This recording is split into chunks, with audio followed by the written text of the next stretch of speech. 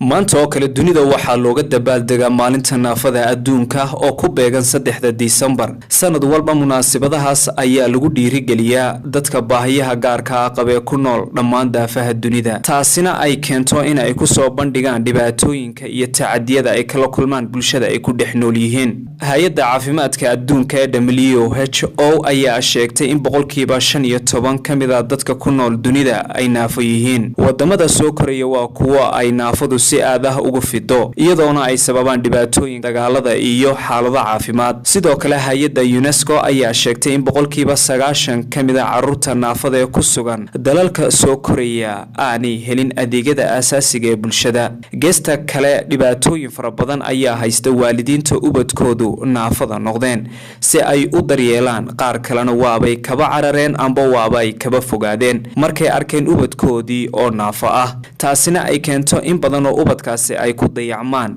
dunida si kastaba ha ahaatee ilaalinta xuquuqda dadka baahiyaha gaarka qaba iyo waliba sidii loo horumarin lahaa adeegyada ay helaan oo ay ugu horeyso waxbarasho caafimaad oo lagama maarmaan u ah nolosha taasina waa mid looga baahan yahay in ay ku dadaasho xukuumadda iyo hay'adaha u xilsaaran ilaalinta iyo daryeelka dadka baahiyaha gaarka qaba iyadoo ay jiraan dhibaatooyin fara badan oo haysta dadka baahiyaha gaarka qaba oo ay ugu horeyso in ay shaqo helaan amba ay guursadaan taasoo caqabad ay kala kulmaan bulshada ay ku dhex nool yihiin haddaba maxamuud xasan khaliif albani waa wiil dhalinyaro ah oo ku nool magaalada Hargeysa waxaanu ka mid yahay dadka baahiyaha gaarka qaba waxaanu ka warbixinaya dhibaatooyinka haysta dadka uu ka midka yahay isagoo sharaxayana waxa uu yiri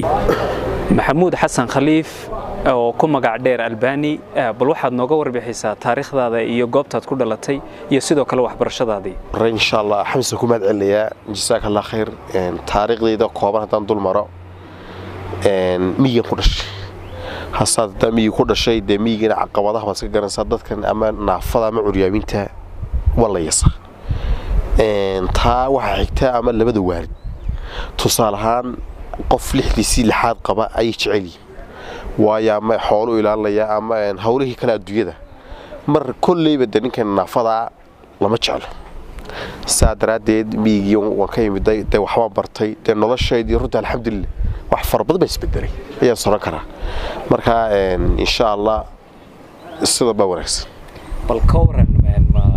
markii aad miyiga aad ku noolayd aad yarayd ka waran dadka deegaanka aad ku noolayd sidee ku dhaqmi jireen wallahi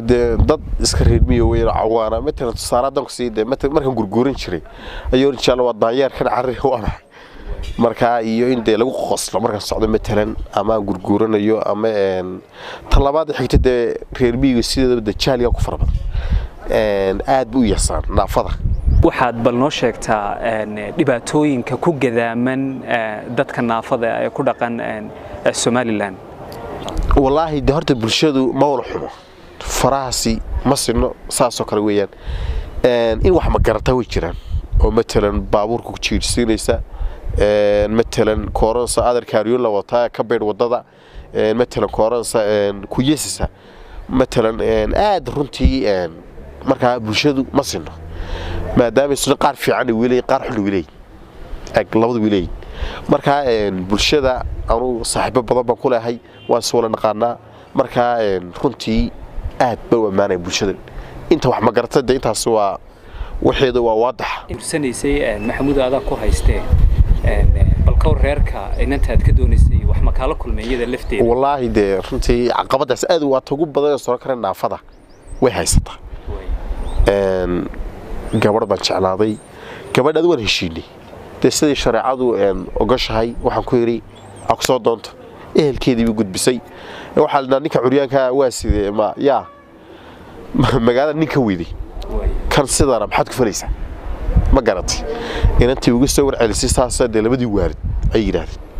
waxaan ku raado go'aan qaado ma labada waalid baa daacaysa misaaniga dabada taadu inantii say doon haato way iyaga raacday marka caqabadaha ugu waaweyn haysta waa taas waa ka mid taguurku waa ka mid kala jirto iyadana waxa jirta dumar naafa raggu alxamdulillah badanku dumarka dhan waa isku fiicanay aan dumar badan soo guursay waxa baan aaminsan ka cagaha qabaa kana cagaha leh waxa ka yeelan kama helayaan inuu aaminsan waayo dumarkan iyagana naafada ah wax raggii waxaan ma guursadaan wuxuu horeeyaa tan maxaan ku filayaa dumarkii naafadahana bimacnaa wax guursay ilaahay qaar fara badan ogaanu qaar fara badan ayaa waxa guursay ilaahay nidaahdaan qofka qalbiga ayuu naafakay ee adimada iyo indhaha iyo lugaha toona naafaka maaha bal maxaad soo jeedinaysaa umada taniyo horta joogan waxaan u soo jeedinayaa horta naafanimadu wax la soo ibsaday maaha waa koow ninka naafadana waxaan u sheegayaa ilaahay ma necbo waxa la eegayaa iimaankiisa ma ku samri karaa imtixaan la adduunyada waa imtixaan inuu isaguna ku samraa waajib bulshaduna intan inay yasaan ayaan aad u soo jeedinaya inay yisin oo bimacnaa hadday yasaan waxa laga yaabaa si qaar fara badan dhacday waa nala yasaa u jirta yasida asaata kulli baan aad wax saarayaa ama hal lagu yasa ama hal daayo naafadu waa inay sharaacada barata ay cilmiga bartaan xamse xirsaxayd telefishinka caalamiga Kalsan TV